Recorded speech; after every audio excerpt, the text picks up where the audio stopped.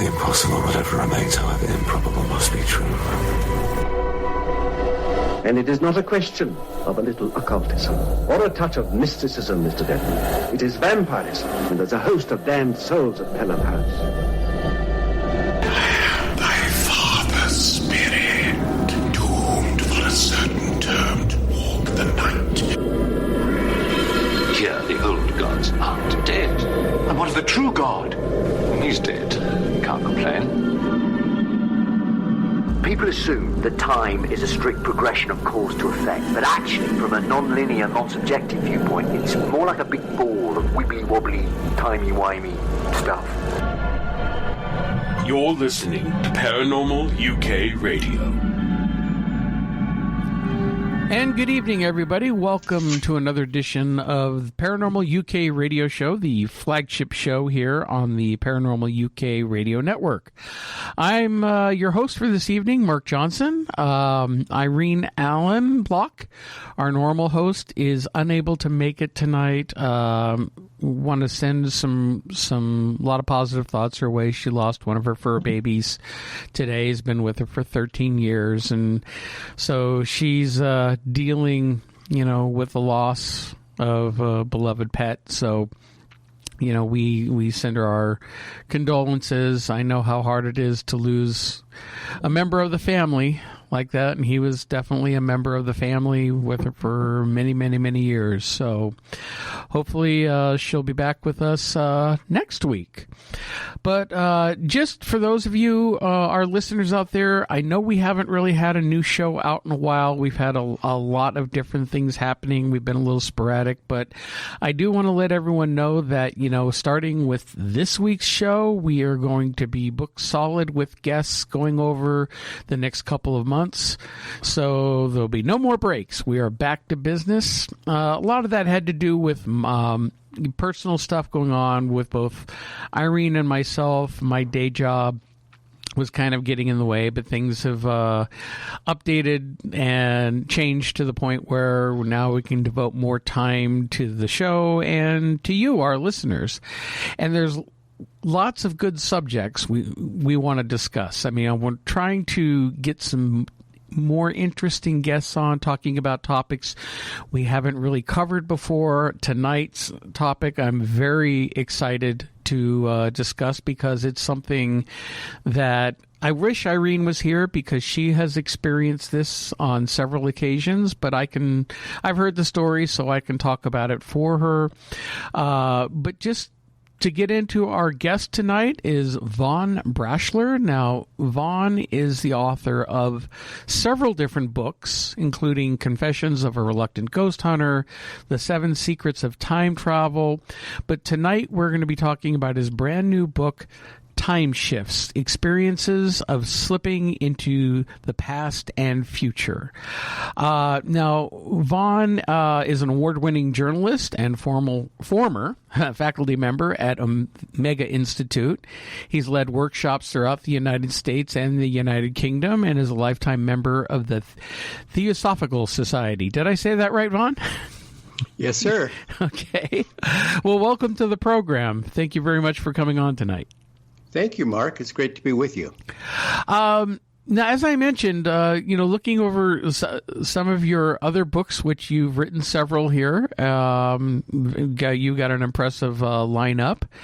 And, some of these, of course, time travel I'm always interested in. I'm being a ghost hunter myself. I've been doing it for almost 20 years now and have had lots of experiences. So we could definitely talk on those subjects. But time shifts is something that really fascinates me because one of the things that we've talked about a lot on this show over the years is our changing perspective, even on the regular paranormal, on what some people think of as possible ghosts may not exactly be the spirits of the dearly departed and may involve, in fact, experiences with time shifts. So, Vaughn, can you tell us a little bit about what got you, tell us a little bit about yourself and your background and what got you interested in writing about this type of phenomenon?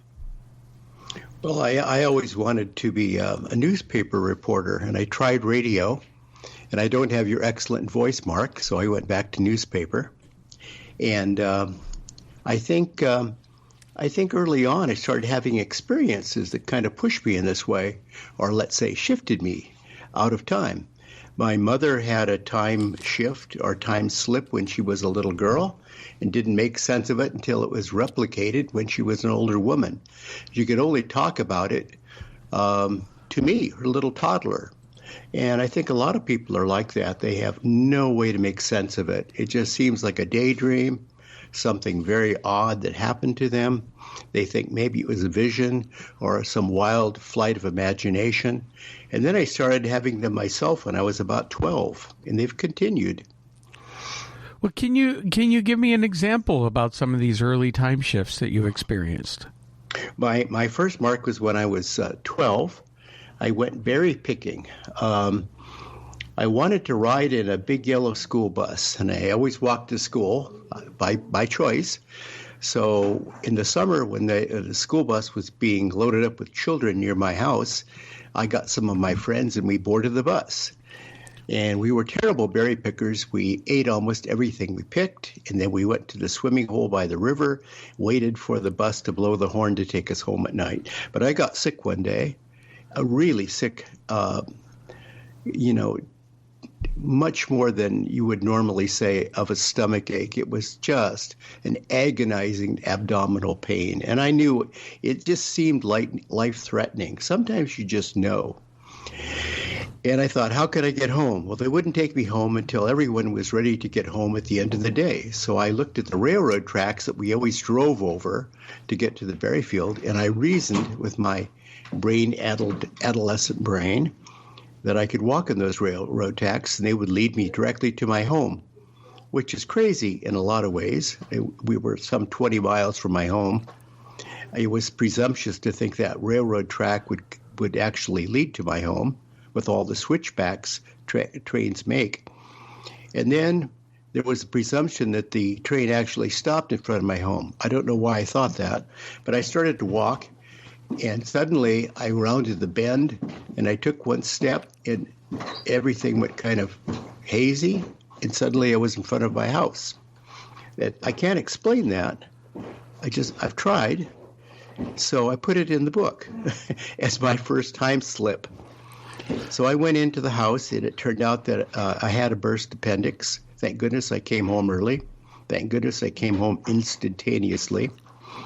And a year later, I just kind of like blanked out how I got there. I was just thankful to be home. And I certainly didn't talk to anybody about the experience of getting home because it just seemed too crazy.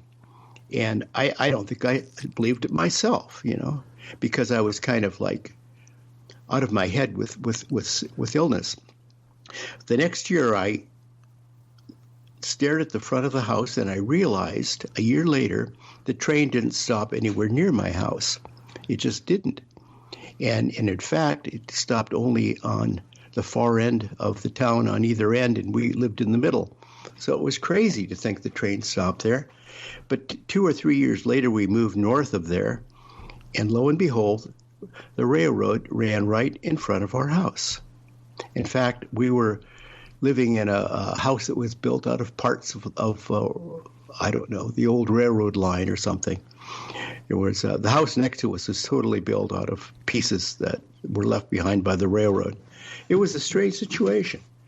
And then later on, I was working at a newspaper on Mount Hood in Oregon, a lovely Pacific Northwest state. And lo and behold, I'm walking down the main street of Sandy, Oregon, and I start at one end, and suddenly I'm at the other end. I don't remember how I got there, except I was in some kind of a haze. It was like I was out of body. And all I remember of the journey was there were high boardwalks. The street at each intersection was gravel and muddy. I had to step up. I was I think walking in what we'd call Oregon pioneer country. So I continued to have a few others when I lived in Oregon, and I actually checked myself into a hospital.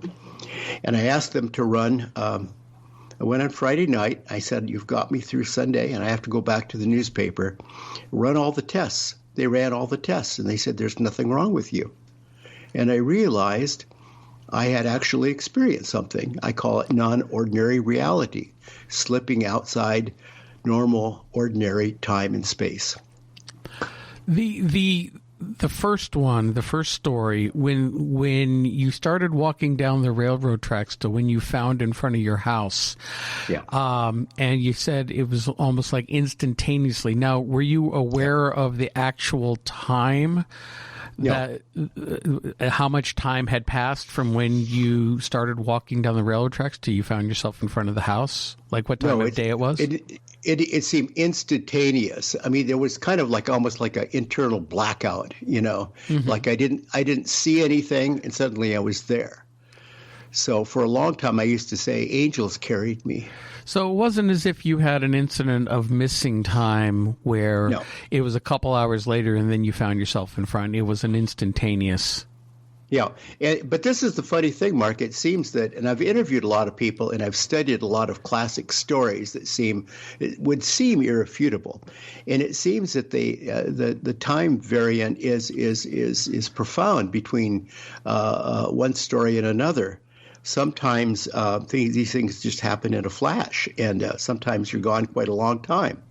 And, we certainly seem to experience time differently when we step out of ordinary time-space.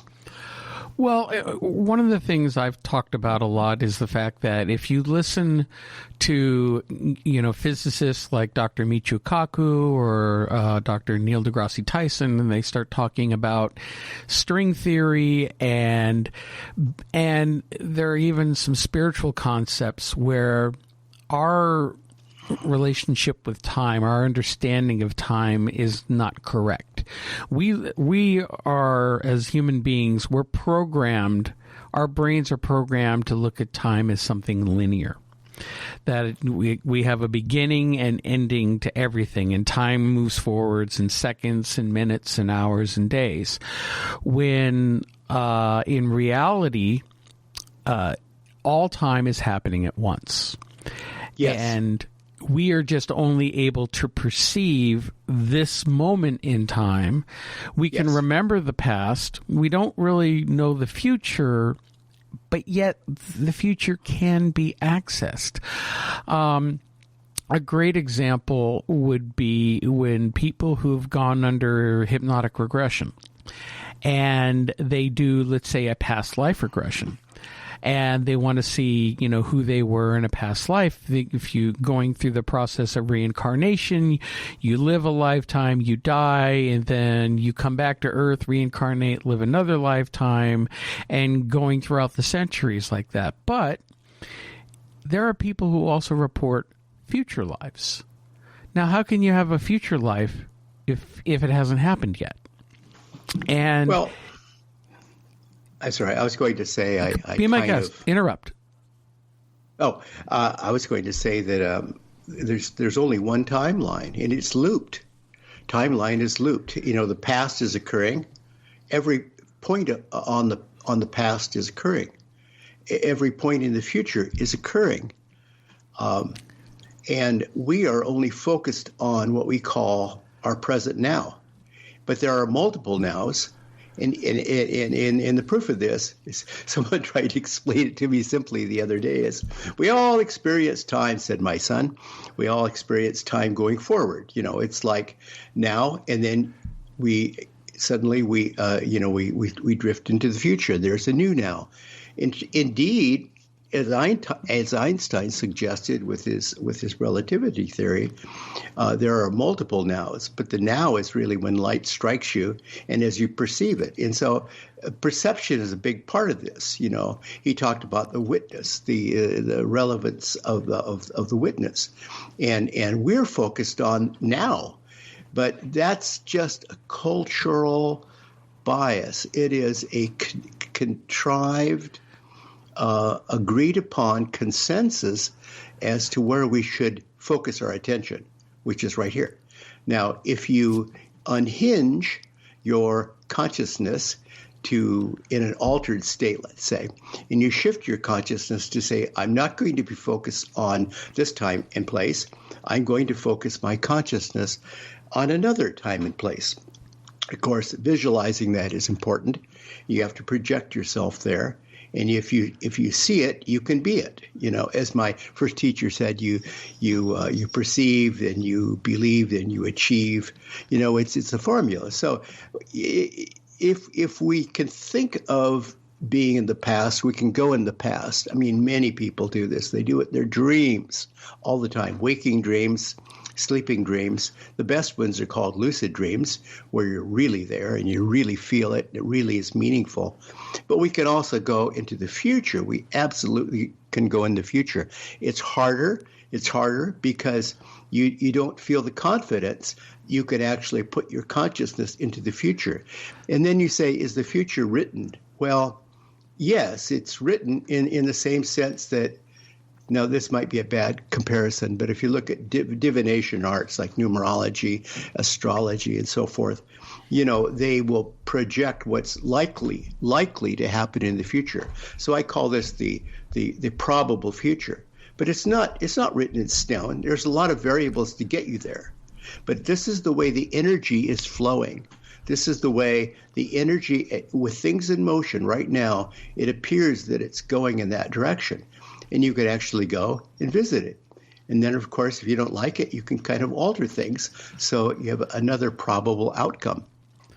There's a theory or concept in that not only is all time happening at once, but that there are multiple timelines, multiple realities, multiple versions of what's going on here, so that even if there is still free will, you could sit there and say, well, the future is not always set, because you could still make a decision, take decision B instead of decision A, which sets you off into another course. But maybe in another timeline, you did take decision A, which brought you into a completely different direction. But both of those realities are happening simultaneously. Absolutely. Absolutely. But I think we get lost in semantics when we talk about alternate timelines or one timeline. I think of like one timeline, and it's the timeline we're all on. It's a loop, and it goes and it loops in infinitum, you know, and it curves back on itself. But like every loop, I always try to compare it to the what's it called, the Circle Line in London. You get on the subway and you go around and around and around, and you come back exactly where you were. But you could always get off. You can always alter your route. Mm-hmm. You know, you have that ability to alter how you experience the timeline. And absolutely, I believe in parallel realities, and absolutely, I believe in parallel lives, and I believe in parallel universes. Now, one of the earliest accounts, and I'm going to butcher this because I can't remember it completely, but I believe back in the 1950s there was a story, and you might know this one, of two women that were in France. Yeah. They were walking in this one section, and suddenly they started to feel strange, and they realized that things around them looked slightly different. Then they saw all these people in like 1700s period clothing. It looked like the court of King Louis XIV. And it didn't last very long, but it seemed like they shifted suddenly in time, and they were able to perceive and witness all this past event. Now, there are other times when I've heard of people who've witnessed things like this. There's a great story from the ghost perspective, and most people consider this a ghost story, and I consider it a time shift event, where in Gettysburg, which in Pennsylvania, which is considered one of the most haunted locations in the United States. I've investigated it several times and had several experiences. But one time, there's a story of two reenactors that were up on top of Little Round Top. And while they were up there, they were in uniform. Yep. And this older gentleman in uniform came up to them and said, "Here, boys, you're going to need these," and handed them ammunition. Yep. And it was live rounds in the style of the period, the paper cartridges. And the two reenactors were shocked, and when they turned around to talk to the gentleman, he was just gone. And now that story is related in some ghost books, but I look at that as a time shift episode where somebody who was there at the battle shifted and saw two people and said, and was handing out ammunition and gave them the ammunition, getting ready for the battle. It is sometimes hard to differentiate. I know when I lived on Mount Hood, I would often see pioneers resting beside wagons, and I'd shake my head because I knew I lived on one of the original Oregon trails. I'd shake my head, and then they'd be gone. And I talked to other people, they saw it too, and they would often see at dusk people walking out of a barn at the end of the mountain, old pioneers, old farmers carrying old-style pitchforks and shovels. And they'd all come out of the barn together, dressed in dark clothes, and then they disappear. Mm-hmm. And I've actually written that in a ghost book. So I see what you mean. It is hard to say. You know, when we walk in on these people, we're walking in on the past, or they're appearing in our future or our present, what would be their future, and we would call them a ghost. But we're actually seeing a reenactment of what really happened at an earlier time. And I think this is what ghosts are often doing. They're like reliving a moment over and over and over, exactly at the time and place that they experienced it. And somehow we tap into that. I don't know that that's accurate, but having studied both ghosts and time shifts, it seems to me a possibility. Let me ask you kind of a personal question, Vaughn. Do you consider yourself to be spiritually sensitive, or have you had experiences where you pick up either on psychic abilities or other types of experiences as well? You're sensitive to those type of experiences? Yes, clairaudient and clairvoyant to a degree. And see, that's where people who similar to you, who have those types of abilities, are more prone to those types of events, because I believe you are sensitive to those shifts in energy and time and can witness those different time periods more than a lot of other people. Now, again, if Irene were here, one story she's told on several times is her and her husband were looking at a house in London, and she went upstairs by herself, and she walked into one room to check it out. And when she opened the door, there was a woman standing there in Edwardian period maid's clothing, making the bed. Yeah. And now some people would say, oh, well, she saw a ghost.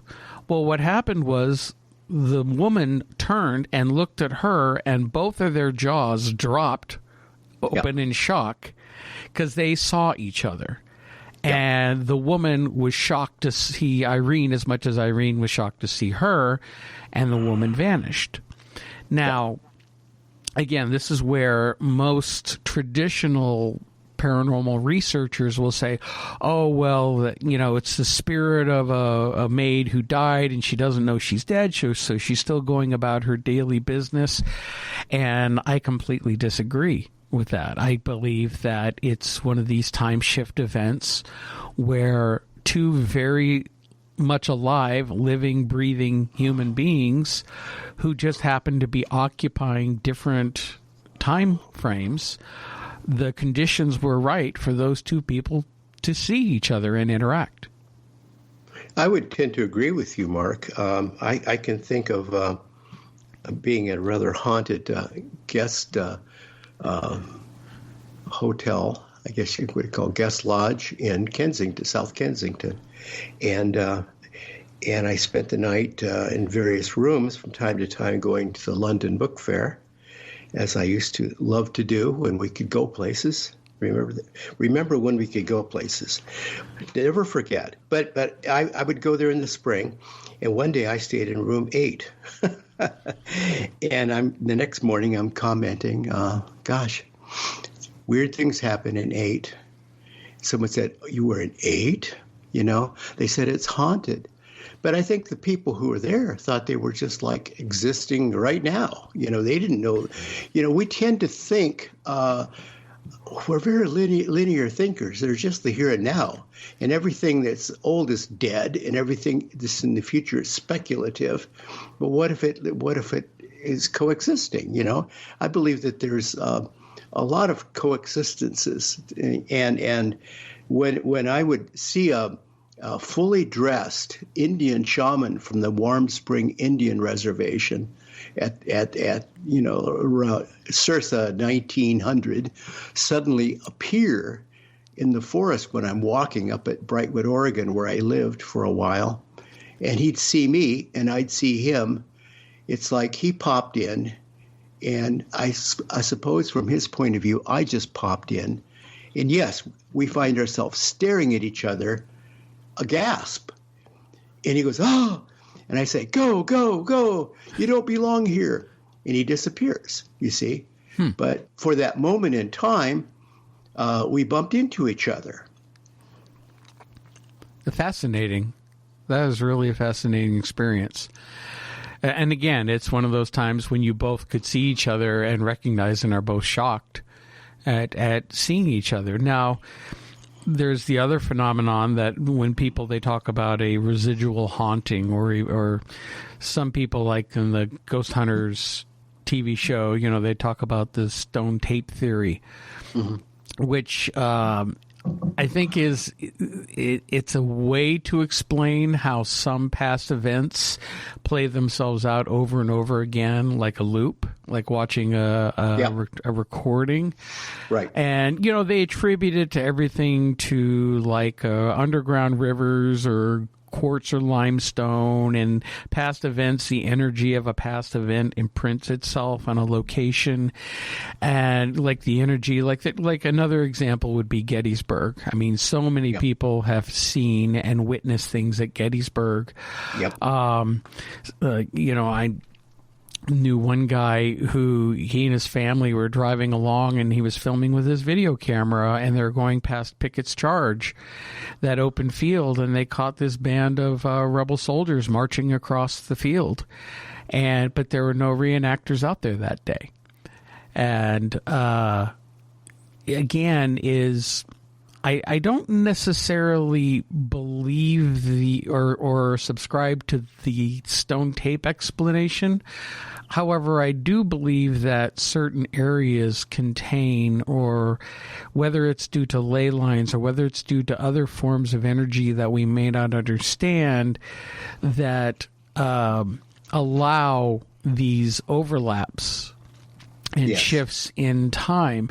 Because sometimes when they talk about these events, they talk about, well, this is really an emotional, tragic event. But yet, how emotional or tragic is watching somebody walk down a flight of stairs, and they do it maybe every night at the same time?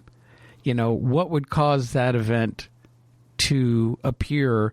Certainly not the subscribed version of a lot of researchers who think it has to be some kind of traumatic event, like, say, in the Tower of London, where who's it supposed to be, Anne Boleyn or whatever, can be heard running down the hall screaming, running away before she's executed, which happens a lot of times. And again, it's on a loop. It repeats itself.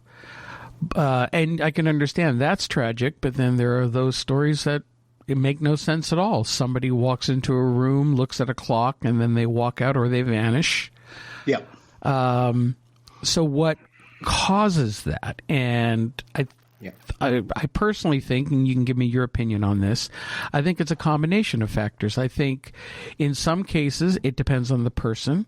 If you get somebody such as yourself who's already sensitive to these types of energies and have the ability to perceive things outside of what we consider linear time, then you're able to see and witness these things more often, like the settlers leaning up against the wagons.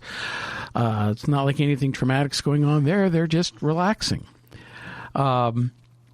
And sometimes, maybe like in Gettysburg, where there is a big traumatic event, a lot of emotional turmoil imprints itself there in that fabric of space-time, and it's so strong that people are still able to experience it. I mean, what are your thoughts on that? Well, a lot of people will say they're seeing ghosts, or I've heard people say this explains aliens. They're people from the future. But I looked at... this is all anecdotal. How do you really study this? I mean, most people won't even want to talk about it. But you look at a pattern of these stories, and you look at the ones that are really credible, like Charlotte Moberly from Oxford and her friend Eleanor Jordan, or the 3 scouts that were found in a medieval village during the plague in Kersey. And you say, well, these are very reliable. There was a case of a thief in Liverpool that was reported in the newspaper. He disappeared in front of the copper, and suddenly the man seems to be like, in another decade. And he looks at a newspaper, and the newspaper indicates he is in another decade. And he runs out, falls into the arm of the policeman, who then takes him in and questions him. And the man tells him what he saw, and the man said, well, that's the way that street looked back in 1967. We're in 2006, my friend. So, I mean, there are credible witnesses, and there are some that just are hard to explain, except they just seem to happen to the people to whom they happen. They seem very real. And I looked at possible explanations. I also looked at cases against time slips.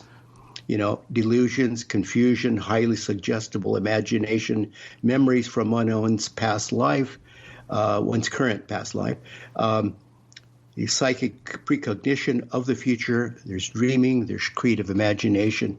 And then I look at positive arguments. How could this be happening? Black holes or singularities, energy vortexes. We have cases of magnetic disturbances, raised consciousness. I think that's it. Our human ability to go outside ordinary space-time. Once again, raise consciousness. Astral travel. Once again, raise consciousness. Moving in the light as energy bodies. Once again, raise consciousness. Holes in the fabric of our perceived reality. An ability of raised consciousness. So you can come up with whatever you want, but I look at people and groups of people who have made this not just an accidental occurrence, but have actually learned how to control time travel. I look at shamans, dream walkers, who go back into the past. They go into the future for the good of their people. As observers, as witnesses, I look at people who, yogi masters like samadhi mystics, bodhisattvas, that go into a deep trance-like state out of body and in their consciousness travel forward or backward in time. And I say, well, there are really people throughout time that have been able to do this. You mentioned with shamans, there's a well-documented Lakota Sioux medicine man, Black Elk. Yep. And he told his story. There was a book came out that, in the 30s. Joseph Neihardt was the author. Black Elk Speaks, where Black Elk, when he was an old man, told pretty much his life story, because he was not only at the Battle of Little Bighorn when he was young, but he also experienced the massacre at Pine Ridge, and when they were ghost dancing and that whole mess. But in between that, he had a couple of instances in his life where he had visions, and these visions, in very symbolic ways, foretold the future and the future of what would happen to his people. Yeah. And it took many years for these visions to come out, but eventually they did. Of course, he lived with a lot of regret that he was never able to prevent it or stop it. Yeah. And but again, through visions, he was able to see the future. There are people who have precognitive dreams. I've had a few. I dreamed of 9/11 2 days before it happened. You know, the dream was symbolic. It wasn't an exact viewing of what happened. But because and I've told this story a few times on the show, but in my dream, I was standing on a riverbank, and across the river, I couldn't see across the other side, but I knew over there was New York City. But everything around me was barren. It was almost like being on Mars. It was barren, red rock. You know, it wasn't like standing in the actual location. And all of a sudden, 2 nuclear bombs went off side by side, and the long stalks of the mushroom clouds went up together, you know, in those long, very thin stalks. Yep. And in the dream, I'm with other people trying to run away or whatever, and then a few moments later, there was a third nuclear explosion to the south. Well, where I live in New Jersey, you know, Washington, D.C. is south of me. And it took me, the dream stuck with me, but when 9/11 happened, because the imagery wasn't perfect, I didn't put 2 and 2 together until 2 days after the events happened. And then it hit me like a ton of bricks.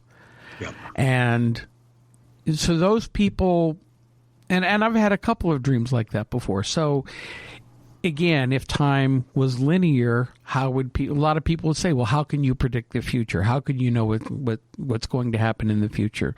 But as you said, everything's in a loop. The future is happening now. The past is happening now. It's all happening. And sometimes there are people who predict the future and it doesn't happen. Or maybe it doesn't happen in the way that they said it would, but a variation of it does.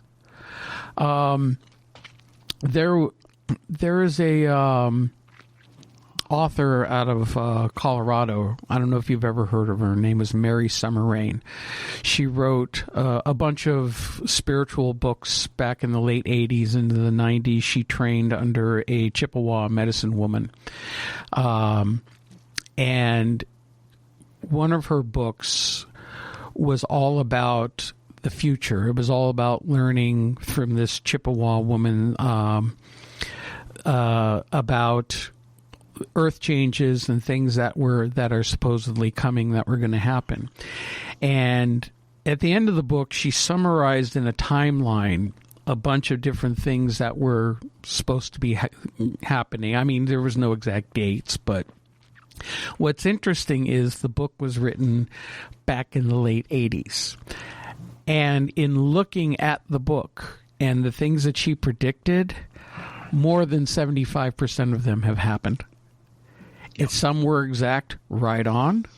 Some were not exact.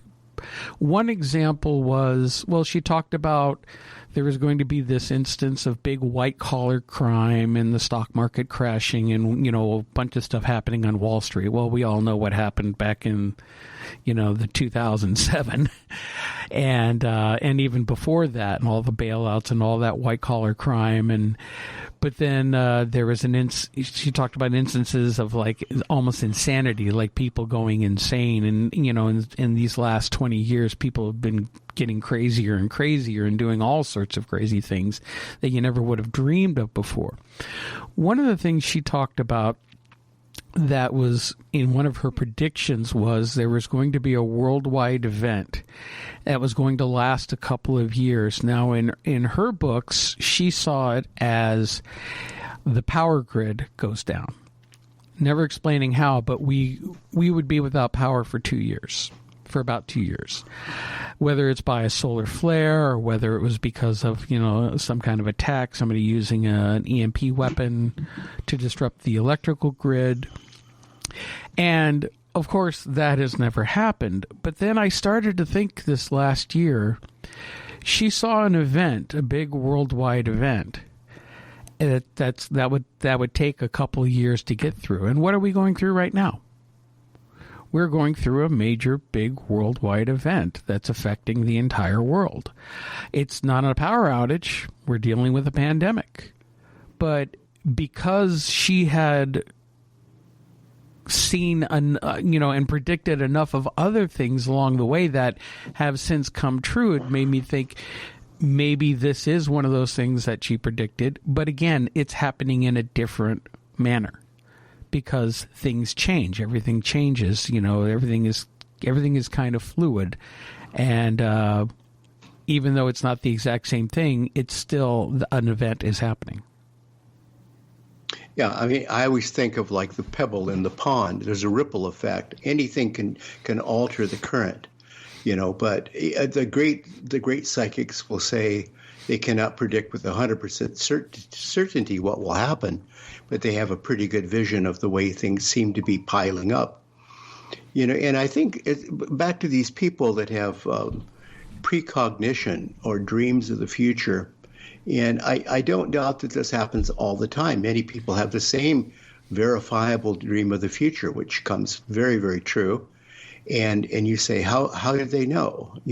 How did they know? Well, I think there's only one way to conclude how they know. They went into the future and they came back with what they saw. And this is what shamans in so many tribal conditions will do. They'll use their dream quests, their visions, in two ways. They'll go back to speak to the ancestors to see if they're on the right path for guidance. They always speak to the ancestors as though the dead are still living. And then they come back and they tell their people what they've heard, because they listen. They're perfect witnesses to what they've seen. And they call that going into the past. But I think it's like, we tend to think of like everything is linear. There's then and now and then down the road. And it's like, no, it's all happening simultaneously. So yes, the future's happening right now. A probable future is happening right now. And we have to get caught up with it. But those who have these dreams of the future have very obviously gone into the future and come back with a report of it, as good witnesses will do. And that's what shamans do also. They will go into the future to advise their people what they've seen as to the way things are happening, what's happening to the land, what's happening to the people, what's happening to conditions around them. They are definitely able to perceive the broader energies of time and all the different realities and different possible outcomes.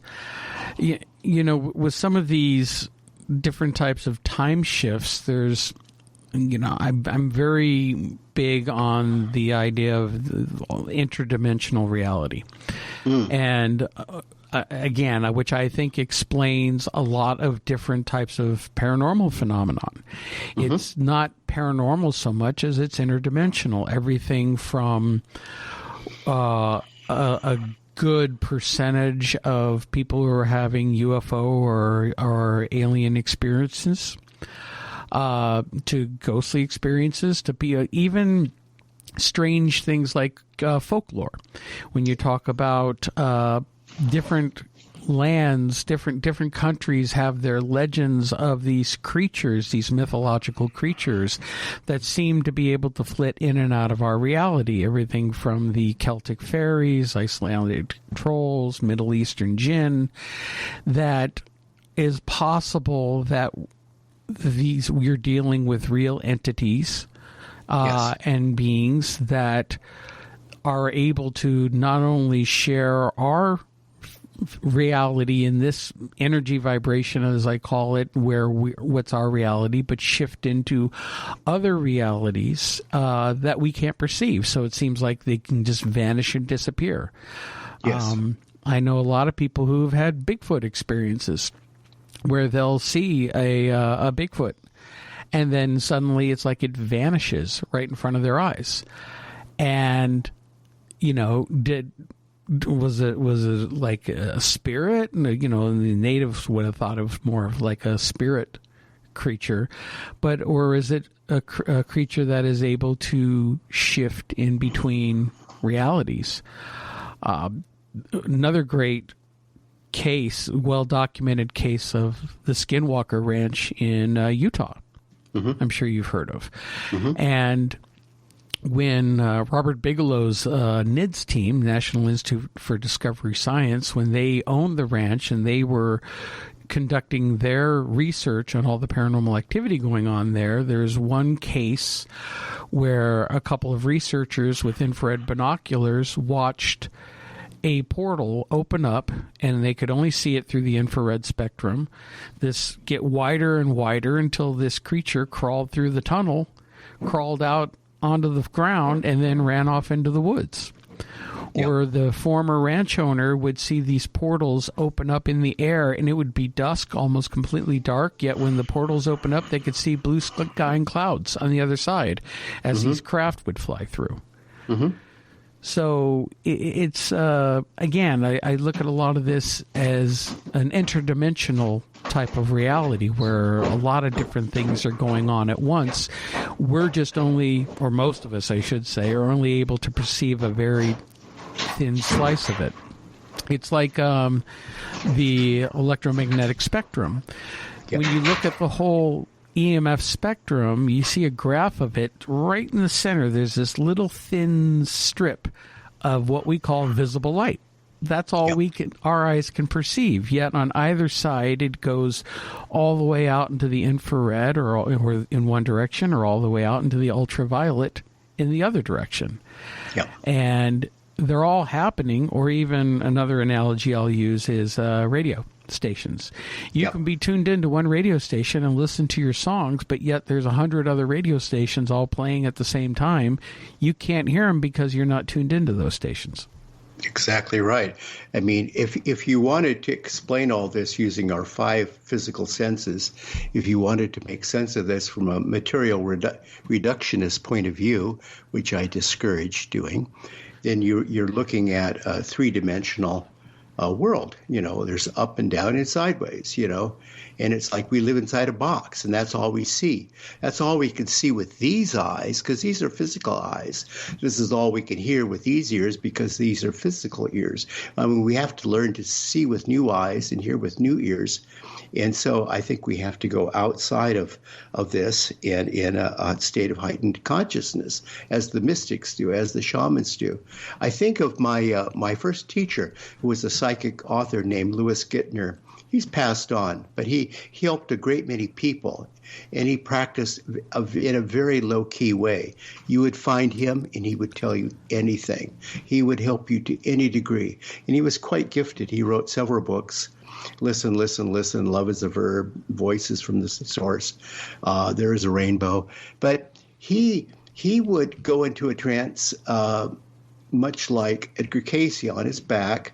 Light would shine through the darkened window strangely on his chest, and a spirit of energies, as he described them, a spirit of energies would speak to him, and he would interpret what they said to him as best he could.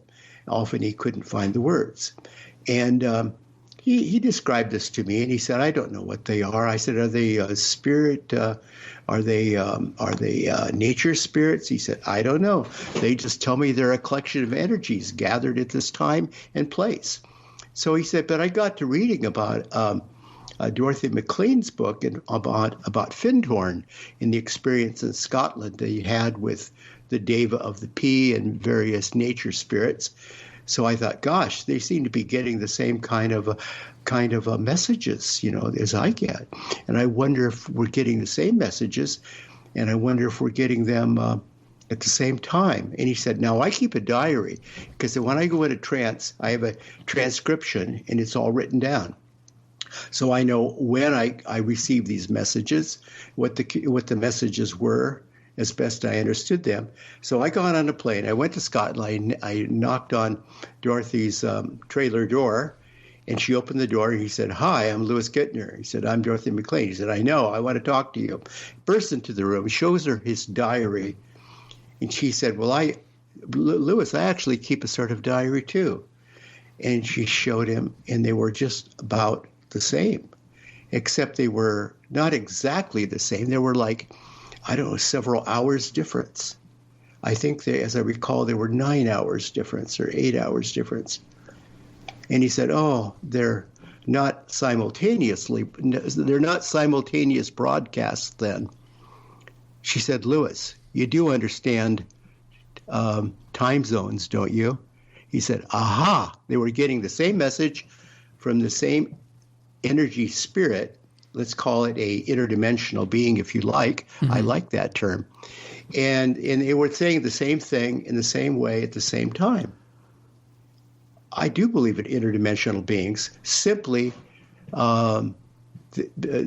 because we can't see them with our eyes or hear them with our ears does not in any way suggest they're not there. There are colors we can't see. There are many levels of dimensions that we can't really perceive as physical beings. We have to be more than physical beings. We are more than physical beings. We're hybrids. We're light energy beings encased in a physical body. It's time to get outside of the physical body and see more and hear more. Well, that's where, and that's one of the problems we have with our current Western civilization, is because we have been focused for the last 150 years on being such an industrialized society, and science has taken a forefront in the last century, and we've pushed forward, and science has taught us that if you can't bring it under a microscope and examine it in a laboratory and repeat it and be able to write papers on it and be peer reviewed, it doesn't exist. And that's not the way reality works. But yet that's how we're taught reality works. And even kids, when they've had experiences, are taught at a very young age that, it's your imagination. I'll tell you something. I had stuff happen, and I go to my mother and try to talk to her. A couple of times when I was younger, I thought I heard her calling me, or I hear a voice calling my name, and I'd track her down in the house and said, yeah, what'd you want? She goes, I wasn't calling you. And I go, well, I heard you. She goes, it's just your imagination. And kids or younger people can have this if they're more open to these types of abilities, can have it programmed out of them. Yes. Which is why meditation, I really feel, is one of the keys to start opening the mind, to quiet the mind and start looking outside of our everyday reality and getting past all of the preconditioning we've had to look at everything a certain way, being more open-minded and accepting the fact that most people every single day are receiving information and messages that they just dismiss out of hand. They call it brain clutter, not knowing that maybe they're receiving messages or inspiration from their higher selves, from other discarnate spirits or light beings or whatnot that are trying to help guide and push people forward in different directions. And our society is just very quick to dismiss everything that has to do with the spirit, unless you go to church, of course. That's the only accepted form, is if you're part of a major religion and can go to church, and then spirituality is okay. But if you start looking outside of that, it's a big no-no. And I really think that a lot of the Aboriginal and Native cultures around the world are a hell of a lot more in tune and closer to the reality of our existence than our supposed civilized modern societies are. Because they were able to, with the shamans being able to connect and see into these other spiritual worlds. But even the everyday people were more in tune and believed in these things. And belief is a powerful thing, because our minds, we are not who we think we are. Human beings are not what we think we are. We are more powerful than we realize. And I honestly believe that we have been dumbed down and deprogrammed over the millennia. I believe that there were many much more advanced human civilizations in the past that go well beyond what archaeology and historians will tell you how old mankind is. I think we go back not only hundreds of thousands of years, I think maybe millions of years there were civilizations on this planet that over the time you're not going to find any evidence of it. There's a researcher I've had him on the show a couple times. I love his work while watching his YouTube videos. His name is Brian Forrester. And he's a curator he's an American, but he lives in Cusco, Peru, and he's the curator of the museum there. And he specializes in going around to all of these megalithic sites, these old sites, and showing how these super old structures are built with such sophistication that we cannot replicate them today. When we don't know how they were built. And I'll use the pyramids of Egypt as a perfect example. You know, they think, oh, yeah, they were cut with copper tools, the stone blocks, hauled with slaves over rollers and then put into place. And so much of that doesn't make any logical sense. There are certain locations like Pumapunku up in Peru, up in the Andes above Lake Titicaca. There's, I don't know if you've ever seen the pictures of those H blocks that are cut with such laser precision, holes that are drilled with laser precision that couldn't have been done manually. These straight lines and angles that are perfect. And yet, when he goes to these sites and he shows, like, especially where in Aztec sites, where later construction built on top of these locations gets more primitive, the more modern it becomes, to the point where you realize that we had knowledge and we had abilities in the past that far exceeded what we have now and have had for millennia, and yet it's all been forgotten. And slowly it devolved until they're just piling rocks on each other and using mortar rather than these laser cut rocks fitted together with no mortar that you can't fit a piece of paper through. Absolutely. You know, I recently researched and wrote a book which probably won't come out for another year on magical systems.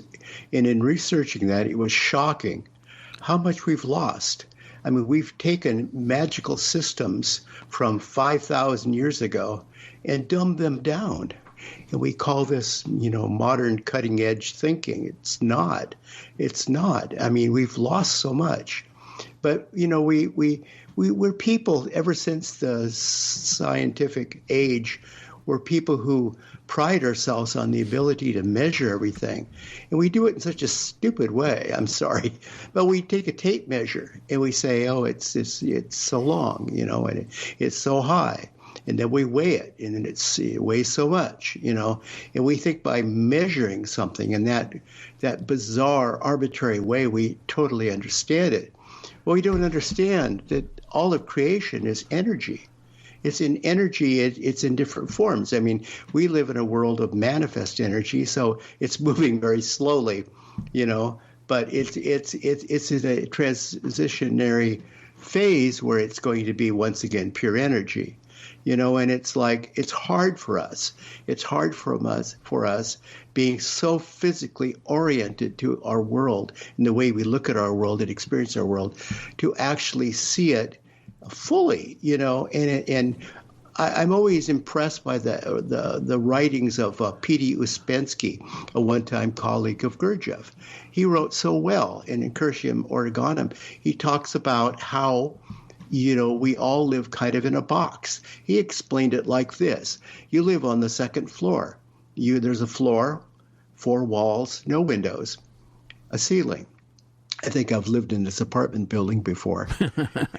And you hear some sounds. It's almost like Plato's allegory of the cave, right? You hear some sounds, but you don't really know what it is. There's something happening below you. You don't know what it is. There's something happening above you. You don't know what it is. There's something happening out in the street. You don't know what it is. And he says, how do we get outside of this container, this limited view of things?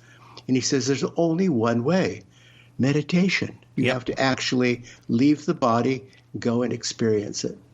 Now, we don't do that because we can't measure that. And so much of this experimentation to try to validate our experience in ghost hunting or time slips or any of this is feeble attempts by scientists who are trying to measure it, and they'll never measure it because this is the non-physical world we're looking at. Well, even, and again, I don't want to get too far away from the concept of time shifts, but a lot of this is all interconnected. And I'll look at another phenomenon like near-death experiencers, okay?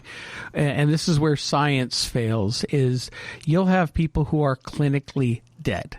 Okay, yeah. And they're clinically dead for not only several minutes, some people have been like 20 minutes, and where they should have been brain dead, and the brain asphyxiates, but they go and they have these experiences, and they say that they come back and they describe these experiences, and they say it feels more real being there than it is being here. Even Black Elk, when he described his visions, he said that was the real world. This is the dream world, because everything that he experienced was so much more vivid and realistic. And yet science won't look at it because they make up, oh, well, the brain is dying and it's misfiring and shooting off all this stuff and it's making people hallucinate. Like, no, you don't understand. They can't hallucinate. They're brain dead. They're flatlined. There's no neurological activity whatsoever. And yet people can come back and describe during that time period, hey, I'm looking down and I'm watching what you're doing. This nurse did that. You were wearing that. This is what you guys said. And obviously they couldn't hear that if there's no brainwave activity. And yet science won't acknowledge that type of phenomenon. And in well-documented cases, and a pattern of cases over time, a preponderance of evidence, everything from children to people in nursing homes to people in a hospital setting. Again and again, we see the near-death experience, and it's ignored, or they try to explain it away, or they say, well, science cannot yet explain it. What you think you're experiencing. It's really sad the way people have put their faith in everything from science to religion to cultural biases, instead of opening their eyes and listening with new ears and expanding. And I think that's coming, though. There's more in this time, even though we deal with so much right now that just drives me absolutely crazy, and how close-minded the world is. And yet at the same time, we need to take a look at what's happening in our society with pop culture. You know, the paranormal is more popular than it's ever been. 30 years ago, you talk about ghosts or UFOs or whatever, and people give you a strange look. And now a lot of people can come out and openly admit, yeah, I've had this experience, I've had that experience. Now, does the news take it seriously? Certainly not. They still ridicule it. They do what my friend of mine in the media calls the snicker factor. If they'll report on an incident or a strange experience, but they always do it with a wink or a nod, or they play X-Files music in the background, but they don't take it seriously. But yet more and more people look at this show, look at this podcast, and we're one of many, many different podcasts. When, Art Bell with Coast to Coast 30 years ago was really one of the pioneers that started this, and now there's so many of them.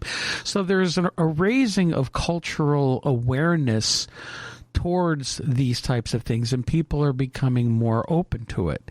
At the same time, it seems like there are portions of society that are really, really struggling, fighting to squash it down and get us to ignore it, and don't ignore that man behind the curtain. Don't look outside. Don't think. We're constantly being bombarded and programmed through television and social media, and with some of the things that are happening now, and I won't get political, but it's just how people are being forced to try to think certain ways and not having that freedom to be able to go and investigate and express themselves without people jumping on them on social media or bashing them or whatnot. And everybody has to throw in their opinion, and they do so meanly because they have the protection of being behind a keyboard. But yet, again, it's a double-edged sword, because if it wasn't for, let's say, the internet, especially for me, the internet, I have learned so much over the last 30, 40 years. And through the internet opened a whole new world for me, and being able to communicate with people that I never would have been able to communicate with before. Doing this radio show and talking with people like yourself has broadened my horizons in astronomical ways that has allowed me to open my point of view and my thinking up to new concepts and possibilities that 10 years ago I never would have considered. And so, I consider this a great honor, and it's one of the things about living in this time frame that we can talk about these things and try to work towards expanding our consciousness. Now, more people need to do it. It would help if we were able to raise a lot more consciousness, and I'm hoping people who listen to our show or other shows like this, that their consciousness is being raised up and they're able to start experiencing more of these things. Yes, I think that's true. And I look at this period as a sort of a renaissance. I mean, if you look at the ancients, we spoke about how the ancient civilizations seem to have it kind of together better than we do. I found that there were dream temples in the Chaldean period, and they would actually dream. They would actually go to a temple and have a programmed lucid dream. That's pretty amazing. I don't think our government would sanction the building of dream temples today. But I look back at some of the ancient views. The Chaldean period, the Hermetic period. You look at let's say Egyptian magic in particular, you look at what some people call the world's oldest religion. I don't see it as a religion. Hinduism 5,000 years ago had such an outlook, that this is a world of largely illusion because it's physical. It's a world of energy that's kind of created a fantasy world in front of us. Yes, we can relate to the physical world in front of us, but it's all transitory. It's all going to change. You look at the laws of thermodynamics. No good scientist is going to debate the laws of thermodynamics. It's a changing, ever-changing, ever-evolving, dynamic, creative energy. And so you look at what they consider this solid. Show me solid evidence. Show me physical evidence. I can't. It's not a physical thing. Your consciousness is not a physical thing. Your energy, your chakra, chi, your prana energy in you is not a physical thing. Yet it's there. It's one of the reasons why I took a big step back from paranormal research and the paranormal community in general, because too many people are still set in that old mindset, the old ways, as I call them, and not able to look at things. I ran a group here in New Jersey for a number of years, but I've always been more fascinated not just with ghosts, but I've always been fascinated with the UFO phenomenon and eventually the interdimensional phenomenon. And I had people in my own group fighting me on it, because I wanted to start investigating some things. And they, like when I wanted to look into UFOs, and I had somebody saying, "Oh, that's stupid. You would actually believe in that crap?" And I'm sitting there going, here's a ghost investigator telling somebody about UFOs that they don't believe in. It's stupid. It's like a pot kettle. It made no sense to me. And it just shows how closed-minded some people are. It's upsetting to a lot of people. I think I stopped ghost hunting because I found it very difficult. I had some very difficult cases, and I've seen UFOs. I lived in Alaska, and the power would go out every time they would come, and they would land at one end of our area where we had a hydro dam, and they just suck the energy out. Mm-hmm. And we had a way of explaining this, like eagles landed on the power lines, causing a cascading effect. It just, and why would we lie? I mean, I work for the newspaper. Why would we lie? We told this little white lie because we didn't want people to panic. It was, some people can't handle it. That's one thing with a lot of people in the ufology community. They're always talking about disclosure. Disclosure, yes, getting the government to admit they've been lying to us for all of these years, and aliens are real, and we are being visited by intelligences from other planets and other dimensions. And I sit there and I think, look at them. I mean, there's some people I respect a lot, and very intelligent people like Richard Dolan. Richard's a great guy, excellent speaker, insanely intelligent, and he's written several books about trying to push towards government disclosure. I'm sitting there going, it's never going to happen. No. First of all, they're never going to admit that they've been lying to us this whole time because they'd be afraid of the backlash. But second is, they don't think people can handle it. Well, I think that's true. They can handle it, and I mean, back to my little experience, it's that people find it very disconcerting. But I also watch a lot of nature shows, Mark, and I noticed that we'll send game biologists out to remote areas of the world. They'll be out, say, in Africa, and they'll be watching, lions in the wild. And they try not to interfere. I mean, that's anthropologists, good anthropologists, they'll do that. They'll go into a village, maybe an Aboriginal village, or maybe one in the rainforests of Brazil, and they'll try not to get in the way. They'll try to be observers that aren't observed, and I think that's maybe the case of the aliens and the UFO people. We have obviously been visited by people throughout time from another world or another reality. I don't know where to go with this, but it's like, are they trying to destroy the world? I mean, really? I mean, that was just a gag, right, by Orson Welles. There's not a war against the other worlds. It's that they're here to observe us. So let's just let them observe. I mean, I feel the same way about Bigfoot. I mean, I've been in areas where Bigfoot is known to be in the Pacific Northwest, but it's like that's his space. I'm not going to be tracking him and hounding him. It's like, let's coexist. See, in a lot of ways, I think it's more in depth and complicated than that, because we have to be careful not to oversimplify a subject, because you can talk about humanity. Is there one human race and culture?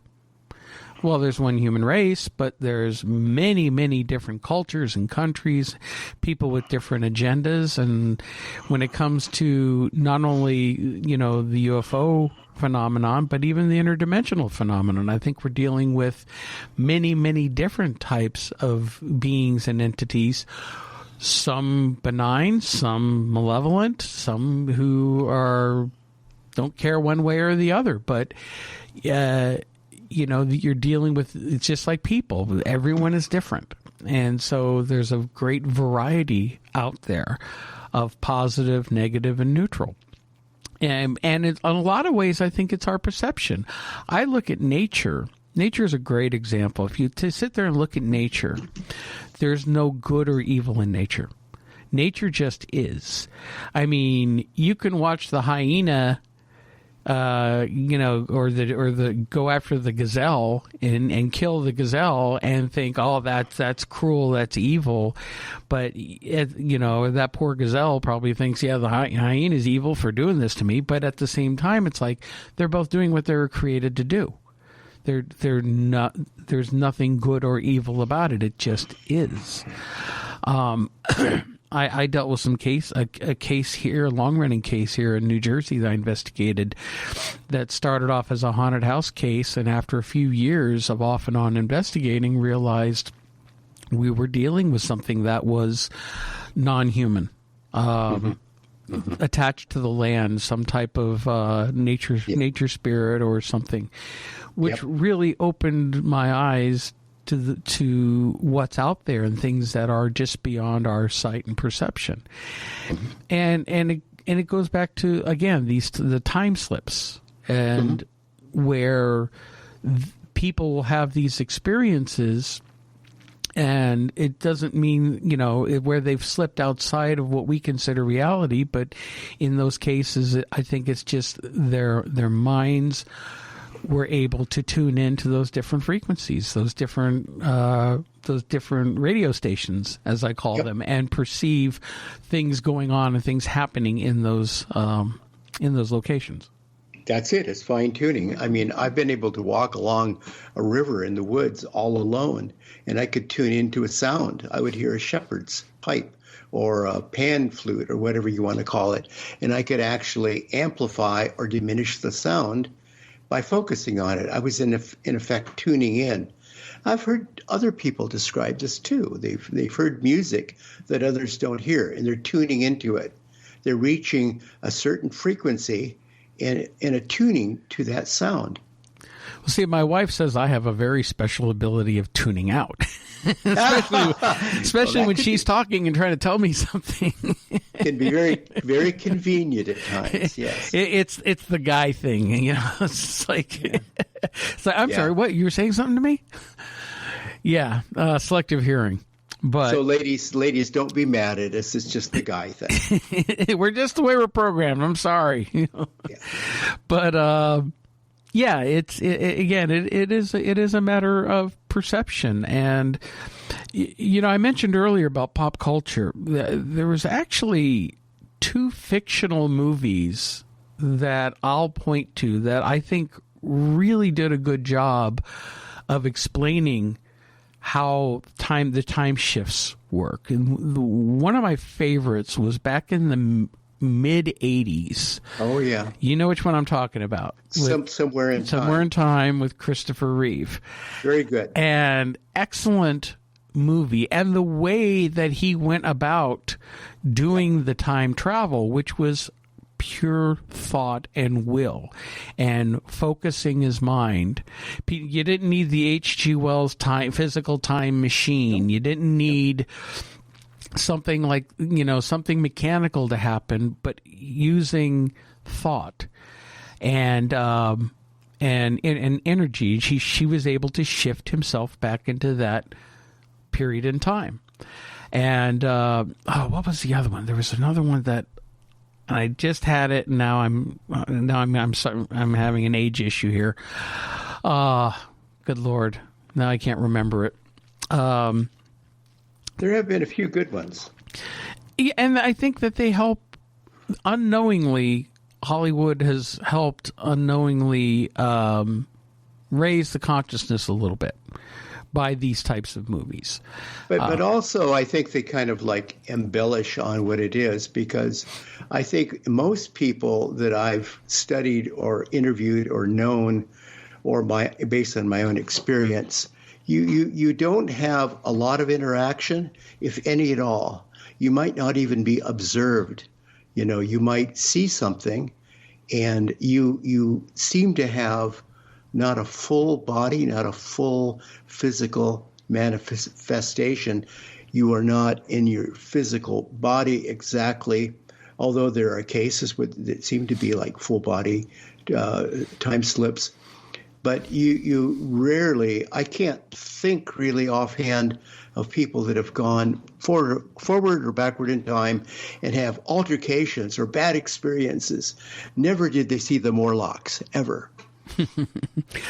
I keep going back and thinking about your experience when you were younger, walking down the train tracks with no rhyme or reason why you would do this, why you would think that it would take you home, and yet suddenly there you were, boop, in an instant, you were home. Other than that, something within yourself and that higher self or higher spirit had that knowledge that was working, and especially being younger, when we still haven't been fully conditioned by society yet, exactly. Allowed things to happen. I mean, this is why children are very open to paranormal or high strangeness events much more than adults. They'll see things that adults don't because they haven't learned yet. They're not supposed to see those things. It gets programmed out of us. I mean, to me, it just seemed like I could do it because I have to do it, and I will do it. Yep. By gosh, I don't want to die. I think I'm going to die. I think people often, when they're in an accident, my first book was perfect timing, and it starts describing when I'm in a car crash years ago, and I'm in my 20s working at a newspaper, going too fast down a hill in a sports car. And I realized at the last minute I can't make the 90-degree hairpin turn at the bottom of the road. Could have, except there was a puddle of water. I'm going to hydroplane. And all that happens in an accident for a lot of people is time slows down. It just slows down. And we seem to have this ability. We can make time speed up or slow down. So that happens too. That happens in addition to time slips. It's something we can do as, once again, we perceive time and experience time. You can make, since I've had that experience, I swear to you, I've had days when I have I'm looking at 100 hours of work and I can do it in 12. And it's like I can't explain it, but it just happens. And Einstein said, we experience time very differently if we're sitting on a hot stove burning our butt than if we're looking at someone like a Marilyn Monroe. Time passes very differently. Well, I've noticed in general, for me, these last few years, time seems just to be flying by, weeks and months and whole seasons just racing by. And just as you're starting to get used to one season, it's suddenly the next season. And it's hard to believe we've been dealing now with this COVID virus for over a year, which in a lot of ways, to me, it feels like it's only been a few months, if even that. It's become the new normal, hasn't it? Yeah. Oh, God, I hate that term. I know, but it's true. Yeah. And everything's changed with it. I mean, look how we've come together. Look how we've come together on the internet and through teleconferencing. Everything's changed. Yeah. And there's another concept, again, going back to your experience where it almost seems like you teleported or, you went from one location to another. And again, this is where I wish Irene was here because she's had several experiences in her life. One of them being she was told by a family member that that the family member saw her somewhere when she was actually hundreds of miles away.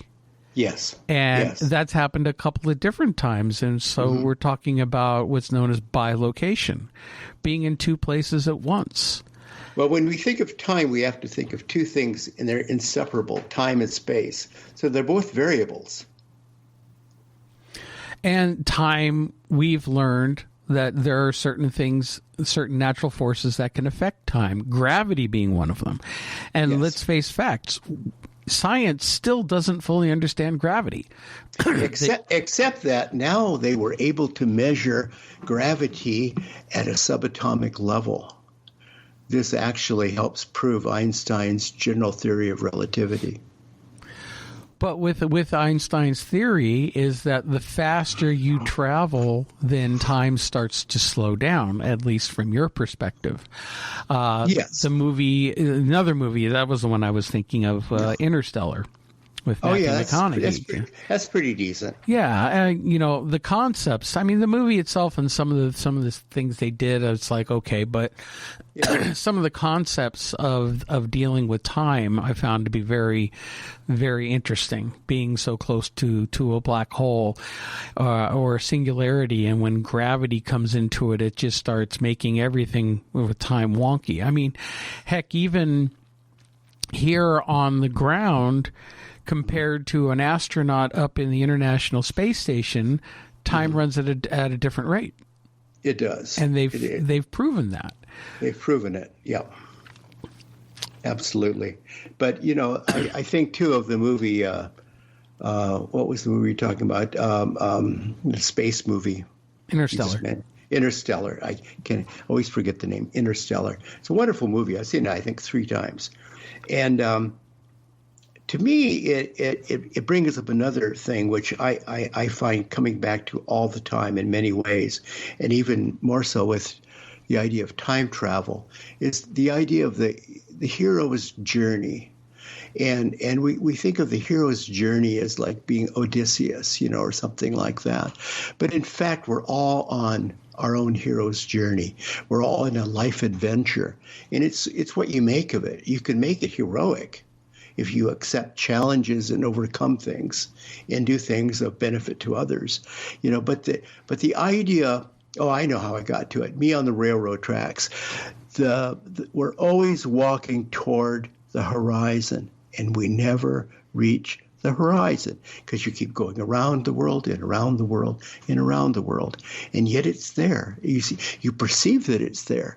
So in the hero's journey, we see a person who goes through life and they have experiences and they grow and they become transformed in many ways and they become more than they were, a changed person. And then they return home. That's the classic story, and also the story that psychologists like to use. But I would submit to you that the journey never ends. Well, you started talking about with the Earth, and I had to laugh and go, except for the flat Earthers who they get so far and then they'll fall off the edge. You don't believe in that? I'm going to pound on my Underwood now. Yeah, there's a great meme that floats around the internet sometimes, where it shows the whole solar system and it shows all the planets around planets, but yet it shows the Earth and it's this flat square. It's like the people who believe in flat Earth, it's like, okay, those are some people in denial, but life is a circle. We're always going around and around and around. We're circles within circles. And so is if you look at everything in nature, in natural form, when gravity is involved, everything becomes spherical. The planets are spherical. The suns are spherical. Galaxies spin circularly. And there's even the concept that even though space looks infinite, the idea of curved space, that if you travel in what you think is a straight line for long enough and far enough, you wind back up at where you started. Yeah, most people, they'll start on a journey and they're walking straight, but they keep going to the right, to the right, to the right, to the right. Everything is curved. Mm-hmm. Mm-hmm. And that's what people need to understand, is to start looking at things from that different perspective, the non-linear perspective. Yes. Get out of the mind think that you have to go from A to B to C through your life. You're born, you grow up, you work your job till you retire, and then you die. Okay, you wind up in the old folks' home. I get irritated with my wife sometimes because she'll talk about, when we're old and we'll be in a home or we got to find a retirement place or whatever. And I look at her and go, says you. I don't plan to be that way. I'm going to go until I drop over. I want to continue on that journey. I want to think outside of that box and do different things and go beyond what's looked at as traditional. Because I think our traditions are limiting us. And because most people have never really found the purpose for their living, why are you here? What is your life mission? What did you come into this world to accomplish? What should you be doing now? What are your priorities? Where are you going? How do I fit into all of this? How do I fit into the scheme of things? What do I contribute? So, this question of what is the life mission? Well, we just keep stumbling. But like the fool, the fool on a journey, the errant journey of the fool, it's with a youthful abandon and courage. We put one foot into the other, knowing, like Frodo, that we don't know where to go, but we know what we're looking for. Well, you mentioned the fool, and I think you're referring to like in tarot. With tarot cards, the fool, or Don Quixote. The fool on a journey is someone who just knows that the journey is important. He doesn't know exactly what he's going to find, but he's looking for truth and beauty, or some idea, some vague idea, and he'll know it when he sees it. And he doesn't know how to get there or how to embark on the journey, so he just starts off. Most people don't have the courage. But when they start on the journey starts experiences. And that's what life is about experiences. If you stay put and don't do anything, you're not going to learn anything. You're not going to have those experiences. Now, using the tarot deck as an example, and I read tarot, and I have several decks that I like to use. But if you look at the major arcana, yes. It starts with the first is the fool. It's the clean slate, starting off, beginning, initiation, nothing happening. And then throughout each of the cards, a different perspective, until finally at the very end, the fool has reached the end of the journey and has come full circle. Yes. The world, and has traveled that whole journey through all the different experiences, which is what the tarot cards symbolize. And it also perfectly describes the classical arc of the hero's journey. It is a circle. Mm-hmm. You go down into, come to an abyss, and then you either continue or you don't continue. A lot of people won't even accept the call to begin the journey. A lot of people will turn back and return. But I'd also like to suggest to people that they don't need to pack a sack and hiking shoes and hit the road. You don't have to be Kerouac. The journey can be right where you are. It's the journey of discovery in your life. And sometimes it's the journey and discovery from within.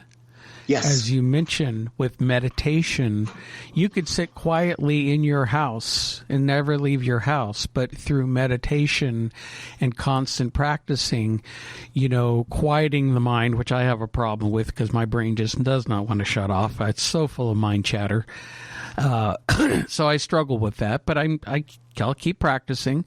But with the meditation, you're able to expand your awareness and consciousness to start experiencing these other realms, these other shifts in time, these other realities, and the wonderful world that is just right beyond our normal perception of our existence. Yes, but when people talk about meditation, and I've studied Eastern spiritual science for years, I'm still upset when I look at the classical yoga book texts, and they talk about concentrating and focusing the mind. That's right. That's wrong on so many levels. If you concentrate, you're thinking. Mm-hmm. and if you're focusing the mind, you're not activating your consciousness. You're actually filtering your brain patterns, your thoughts. You're just processing stored information. So I think that a lot of people just don't understand how easy meditation can be. You completely unplug and leave this world behind. But easier said than done. once you do it, you can do it again, like riding a bike.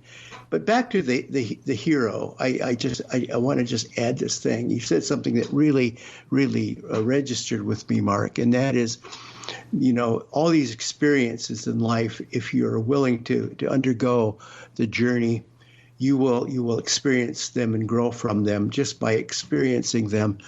And there's nothing more profound for the fool or anyone on the arc of a hero's journey or the life adventure than self-discovery. The greatest gift you're going to have is self-discovery. Inner insight of greater truths that it can only be experienced on a deep, intrinsic level. It's not like you're going to bring back treasure on your journey other than what you have enriched yourself with.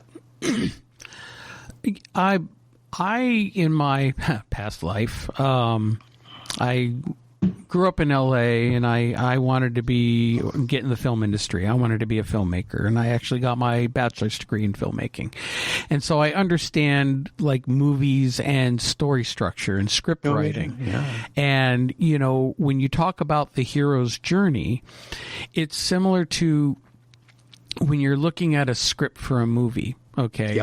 Yep. The script is a journey. It's a journey of your protagonist character. Right. It's a person. Usually it's a person with a problem. Right. And the person goes on this journey to try to overcome or resolve this problem. And it's what are they experiencing along the ways? And then you reach, the midpoint, then you reach in the second act, the end of the second act, you reach what's known as the crisis point. Things couldn't possibly get any worse. This is the worst. And then in the third act, you have the climax. And now, in an action movie, you can have Independence Day, and they Americans blow up the aliens with our little airplanes, and we win the day humanity wins. But the really good stories are the ones of that character. What have they learned from the process? What have they learned from the journey? Are they the same as they were from the very beginning? Are they an Arnold Schwarzenegger, being the same character from the very beginning to the very end? Or is that person changed throughout that journey and comes out of it the other side completely transformed? Yeah, and in that sense, there's a hero inside each one of us. We all have that capability in our own life journey, every one of us. This is all fascinating stuff. And I could definitely talk on this for hours. So, but I think we've really covered a lot right now, and I'd really like to point people towards your book. So your book is Time Shifts, Experiences of Slipping into the Past and Future. Now, this is a new book. It just came out. When did this come out? Well, it actually comes out the first week in April, but you could pre-order it even now because I think they're shipping it. Okay, it will, and it's available on Amazon.